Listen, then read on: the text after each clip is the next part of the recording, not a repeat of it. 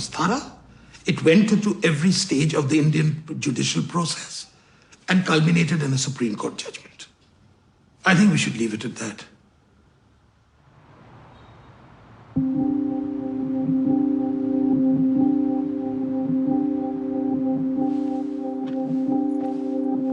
In Yorkshire, the Dawood family were losing faith that the police in Gujarat would catch the men who killed Saeed, Shakil, and Muhammad. There were some serious doubts arising in terms of what the Indian police were doing, because on the one hand, they were saying that they were doing everything. On the other hand, we were seeing no results whatsoever. In respect to the investigation, we had no confidence in the Indian police. It turned out that the police hadn't even, done basic investigations. They hadn't gone to the scene of the crime. Family members went to the crime scene themselves and made a terrible discovery. They found burnt remains, including bone fragments, bits of teeth. It seemed from what everybody was indicating that those remains were Said and Shakil's. The police seemed to be putting up a wall and were completely disinterested in helping us get to the truth. Then there was an unexpected development. The controversial Chief Minister of Gujarat, Narendra Modi, has arrived in London on a short visit. He presides over the state where as many as 2,000 people were killed in communal rioting. I thought this was a great opportunity for the family and for the victims for him to be arrested here in the UK. The idea was that the family would go to court and seek to prosecute Narendra Modi. We had pages, hundreds of pages of reports. All of them were clear that this was a massacre. Most importantly, that there was state collusion. And so the chain of command went all the way to the Chief Minister. Although the offence took place in India, it could be prosecuted in this country.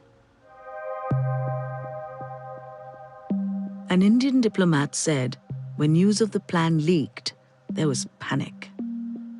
Mr. Modi was reportedly urged to leave Britain on the next plane. I argued in front of the judge for Narendra Modi's arrest. The judge said, I can see all the things that you put before me, Mr. Khan, but really what I need is witness statements. And the evidence that we would need to prosecute it would have been somebody somewhere along the chain of command saying, yes, there was an order not to take any action allowing this to happen. Mr. Khan says that the evidence that has emerged since then, even though it is fiercely contested, has made him more convinced of the merits of his case. Knowing what we now know and the information that we now have, if we had had that at that time, I'm pretty sure that a summons would have been issued for Modi's arrest. We were bitterly disappointed the judge didn't issue the warrant, but we understood this was going to be quite a long campaign in terms of getting answers and getting justice and holding people to account.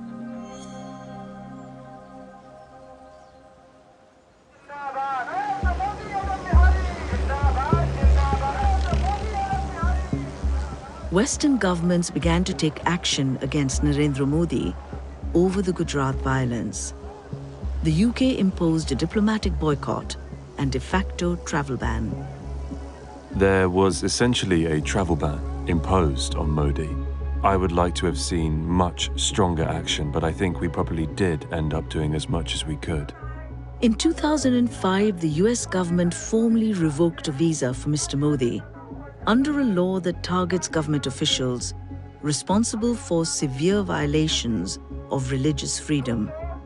The US is saying this is not acceptable. Mr. Modi, would you like to speak to the BBC, Mr. Modi?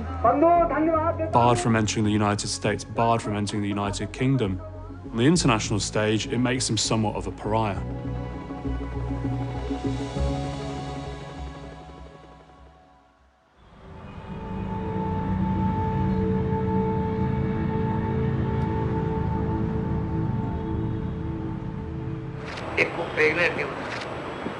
हमने चीर दिया उनको बताया कि क्या होता है कि हम लोग को तुमने मारा तो हम तुमको क्या प्रतिक्रिया दे सकते हैं. In 2007, a reporter went undercover in Gujarat to investigate what had happened during the violence.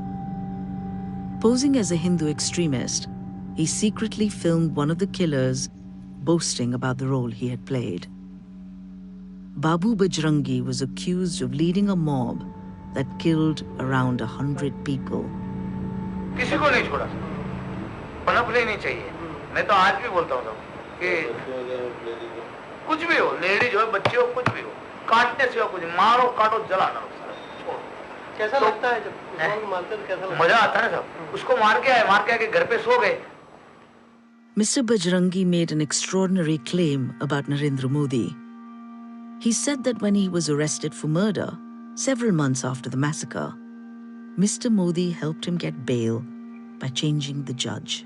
फिर नरेंद्र भाई ने हमारे को संदेशा भेजा कि ठहर जाओ, मैं अभी सेटिंग करता हूँ, अभी टाइम निकल गया है. फिर उन्होंने जज को भेजा, जज ने फाइल नहीं दी, कुछ नहीं, बोले जाने granted.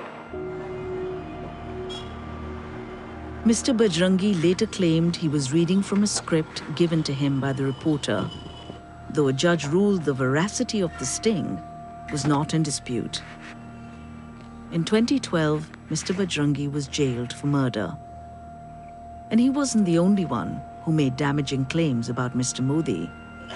Haresh Bhatt, a local BJP politician, said he was at a political meeting addressed by Mr. Modi shortly after the train burning. जब जिस दिन गुजरा हो उस समय नरेंद्र भाई को क्या प्रतिक्रिया दें? उनका फेवरेबल, लेकिन हम ये क्योंकि स्टेटमेंट हम नहीं कर सकते. जो उन्होंने किया है ना, वो शायद किसी मुख्यमंत्री ने नहीं किया होगा. मैं कहीं इसको कोट नहीं करूँगा, मैं वैसे भी आपको कोट नहीं करूँगा कहीं अपनी किताब में. तो उन्होंने जो 3 दिन का मोहलत दिया था, जो भी करना चाहो कर लो, 3 दिन के बाद मैं बंद कर दूंगा, ये उन्होंने खुलेआम कहा था. और 3 दिन के बाद बोला कि आप बंद कर दो, और सारा बंद हो गया. Mr. Bhatt later said he told the reporter an imaginary story. Mr. Modi has said allegations against him in the recordings are false and incorrect. You often find that activists at the lower level make claims which are, in hindsight, quite preposterous. They exaggerate their own importance.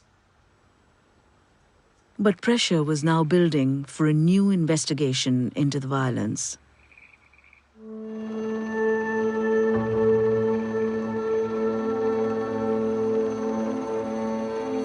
By the beginning of 2011, Narendra Modi had run Gujarat for nearly a decade. Despite the controversies, some were now tipping him for an even bigger job: India's next Prime Minister. Modi started to think about national politics very early on, projecting himself as a national leader. मैं भारत का संतान हूँ, मैं भारत की प्रतिष्ठा और गौरव से जुड़ा हुआ इंसान हूँ. It was already clear that he was headed on a course which would lead him to the national stage. But Mr. Modi had a problem.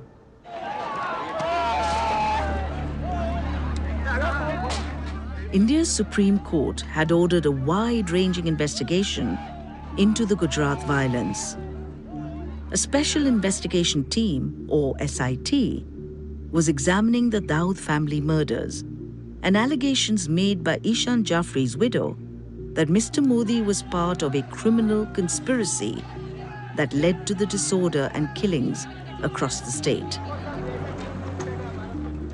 Modi seems to be unstoppable, but the ghosts of the past don't leave him alone. Grilled for 9 hours on the case in 2010, the stain on his image remains. The mandate was to look into the possibility that there was a criminal conspiracy by the government, led by Narendra Modi. The criminal conspiracy is a particular term in law which requires a very strong standard of evidence. For the first time in the history of independent India, a sitting Chief Minister, Narendra Modi, has been questioned on the role of his government in mass murders in connection with the post-Godhra riots in Gujarat. I think Mr. Modi definitely was very worried.